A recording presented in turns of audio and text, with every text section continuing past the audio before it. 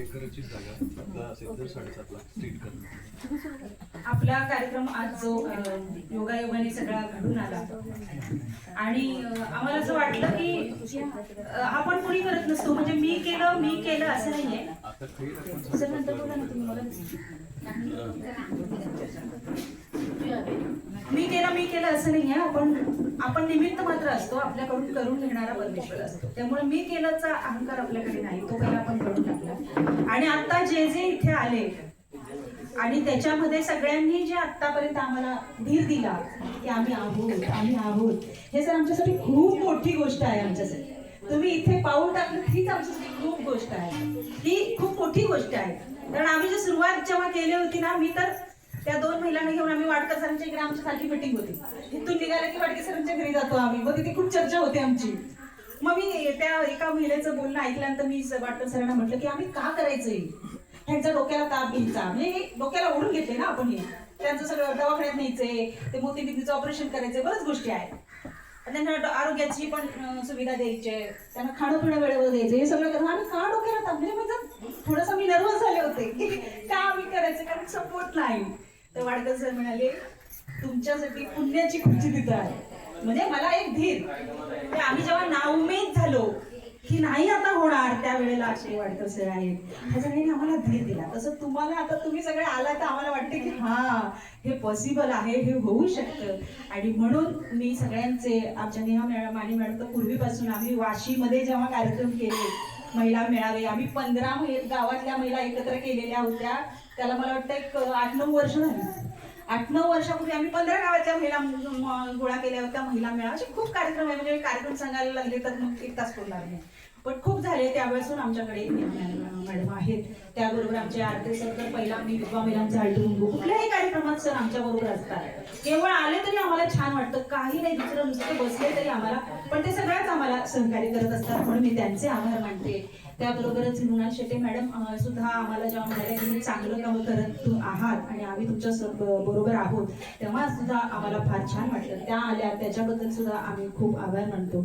सरांनी आम्हाला मगासपासून त्या योजना सांगत आहेत आणि सरांनी फार मोठी गोष्ट इथं बोललेली आहे. तुमच्या लक्षात आले की नाही मला माहित नाही, सरांनी यांना सांगितले की माहिती पत्रकामध्ये ह्या गोष्टीचं तुम्ही लेखन करून ठेवा आणि त्याचा पुढचा विषय हे बघणार आहे. तर ही फार मोठी गोष्ट आज इथे घडलेली आहे. मी कधीही सर आम्ही ट्रेनर आहे, त्यामुळे मला असं आहे की नुसती मी भाषण करत नाही, त्यातनं काहीतरी हाताला गवसलं पाहिजे, तर तुमच्या आणि माझ्या वेळेचा उपयोग झाला आहे. तर हे गवसलेलं आहे आज मला, की तुम्ही त्यांना असं सांगितलं की तुम्ही माहिती पत्रकामध्ये हे नमूद करा.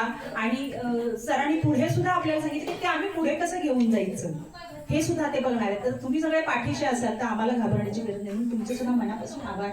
आमचे सनी सर आहेत, परवा आम्ही त्यांच्या घरी, प्रसादे मॅडमच्या घरी आमच्या एक सारखा मिटिंगा चालतात आणि प्रसादे ताई आमच्या लगेच चहा खाणं पिणं अगदी सगळं करत असतात, अतिशय प्रेमाने करतात. त्यांनी खूप म्हणजे संस्थेसाठी अगदी आम्ही खूप फिरलो. रात्री 10 वाजले आम्हाला घरी जायला, आम्ही दुपारचं जेवतही नाहीये 2-3 दिवस, पण अगदी झोपून देऊन सगळे. खतीब मॅडम आमच्या आहेत, भाभी आहे, आरती बने आहे, सीमा आमच्या सीमाताई आहेत, सीमांचं आडनाव काय रेडीज, सीमा रेडीज आहेत. अशा आम्ही सगळेजण ह्यासाठी, म्हणून त्या सगळ्यांचे आभार मी मानते. त्याचबरोबर सनी सरांनी आम्ही तिथं बसल्याबरोबर म्हटलं तुम्ही असं लांबून बघू नका, म्हटलं आपलंच आहे, तुम्ही या आमच्यामध्ये. आम्हाला लगेच आम्ही तिथे बसून एक यादी बनवली, निलेश चव्हाण हे, ते आम्ही तिथे भराभर फोन केले. एवढं सगळं योगदान त्यांचा काहीच संस्थेशी संबंध नसताना केवळ आपण काहीतरी चांगलं करतोय म्हणून मी सनी, म्हणजे मला प्रसादी त्यांनी सांगितलं तुम्ही सनीच म्हणा त्यांना, तर म्हटलं त्यांना चालणार आहे का त्यांचे पण खूप आभार आहे. सर पण इथे आले, गायकवाड राजू सावंत सर आले, शिवसेनेचे तालुका प्रमुख आहेत, हे सगळे इथे आल्याबद्दल मी त्यांचे आभार मानते. सुधीर चाळके सर सुद्धा फार प्रयत्न करतात, बोलायचं नाही दोघी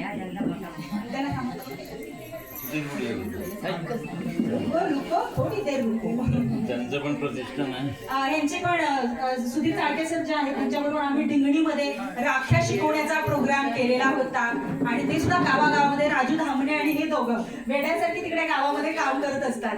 धावत असतात, म्हणून त्यांनी पण इथे पाऊल टाकलं आणि आम्हाला एवढं सहकार्य केलं, इथे आले त्याबद्दल मी त्यांचे आभार मानते. आरते सरांनी अचानक दिलेली धुरा मोठ्या चांगल्या पद्धतीने, मला सरांचा मी अनुभव कधी विसरणार नाही.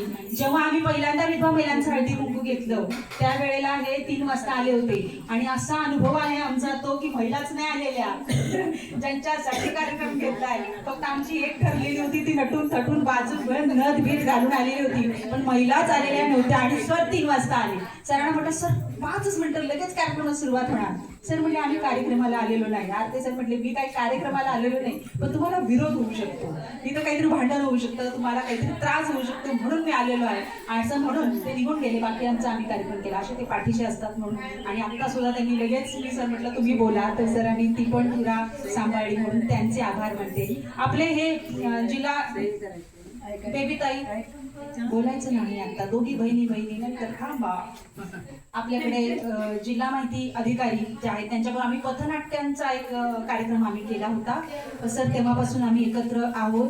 आम्ही शासनाच्या योजना सर पथनाट्याच्या माध्यमातून बऱ्याच ठिकाणी 20-25 ठिकाणी आम्ही त्या सादर केल्या होत्या चिपळूणला इथे. आणि सरांचं वैशिष्ट्य असं आहे की जरा तिथे आतमध्ये सांगा, गोंधळ नको आहे आतमध्ये. सरांचं लेखन अप्रतिम आहे. मी जेव्हा सरांचं वाचन केलं म्हटलं सर तुम्ही कादंबरी लिहू शकता, इतकं छान त्यांनी लिहिलं होतं. सर लेखन खूप छान करतात, त्यांनी एकदम हॅपी असतात नेहमी. म्हणजे मी त्यांचे स्टेटस बघतात ना, तर त्यांच्या घरामध्ये सुद्धा त्यांनी समानतेचं वातावरण दिले, म्हणजे लिहिलेलं नाहीये कागदावर, त्यांच्या घरात पण ते दिसतं की ते समानतेने सगळ्यांना वागवतात आणि एकदम लेखन छान. आणि आम्ही त्यांच्याकडे ऑफिसमध्ये गेलो तर त्यांचं एक युनिक गोष्ट मला आवडली. सर काय करतात माहिती का सर, सगळ्यांनी घेण्यासारखे म्हणून सांगते, रेकॉर्ड पण होतं. ते गेले की चहा देत नाही, त्यांच्याकडे एक डबा आहे खाऊचा डबा ठेवलाय त्यांनी आणि त्यात 5-6 वाट्या आहेत. त्यामध्ये हे काय आवळ्याचं एक पेठा आहे आणि असे बेदाणे वगैरे असं जे आरोग्याला चांगलं आहे असं ठेवलेलं आहे. गेले की लगेच ते काढतात. आमच्या खतीब ताई होत्या, प्रसादेताई होत्या, आम्ही गेलो होतो भेटायला. आम्ही भराभर संपू म्हटलं सर आता तुमचा खाऊ संपणार आहे. ते म्हटले संपवा, चहा नाही तर हे. म्हणून म्हटलं युनिक आयडिया तुमची आहे आणि सगळ्यांनी घ्यायला पाहिजे. प्रत्येकाने एकमेकांची काळजी घ्यायला पाहिजे. लक्षात घ्या आपण सगळे एक आहोत. हिंदू मुस्लिम पक्ष हे सगळं नंतर, आपण सगळे एक आहोत. तुमचं आरोग्य जर खराब झालं तर त्याचा परिणाम माझ्यावर पण होणार आहे. म्हणून एकमेकांनी एकमेकांची काळजी घेतली पाहिजे. आणि सरांचं ते मला खूप आवडलं. आणि सरांनी आम्हाला 4-5 गोष्टी पण चांगल्या सांगितलेल्या आहेत. सर तुम्ही बोललात मगाशी, मी बरोबर लक्षात ठेवलेलं आहे आणि आम्ही त्या मार्गाने पण चाललेलो आहोत की आम्हाला जमीन पाहिजे. आणि ज्याने आम्हाला जमीन देणार ना त्याला आम्ही लाईफ टाईम त्या निराधार महिला त्यांचे आयुष्यभर आभार मानणार. बघा पैसा कितीही कमवला तरी इथेच राहणार आहे, पण आपण गेल्यानंतर कायमस्वरूपी आपल्याला कुणीतरी आठवणीत ठेवणं ही मोठी गोष्ट आहे. आणि माझी विनंती आहे की ज्यांच्याकडे जमीन आहे त्यांनी आम्हाला थोडीफार तरी शक्य होईल तेवढी जमीन द्यावी. त्यांना आम्ही पूर्ण त्यांचं कमानीवर कायमस्वरूपी नाव करून त्यांचे आभार आयुष्यभर पिढ्यानपिढ्या राहील, ते नाव पिढ्यानपिढ्या राहील. तर तेवढी आम्हाला जर कोणी मदत केली तर आम्ही सोनं करू त्याचं, तर ती मी विनंती करते. आणि सगळे सर इथे आले, सगळे जर तुम्ही आलात. आणि वाडकर सर आहेत, त्यांच्या शेजारी बसले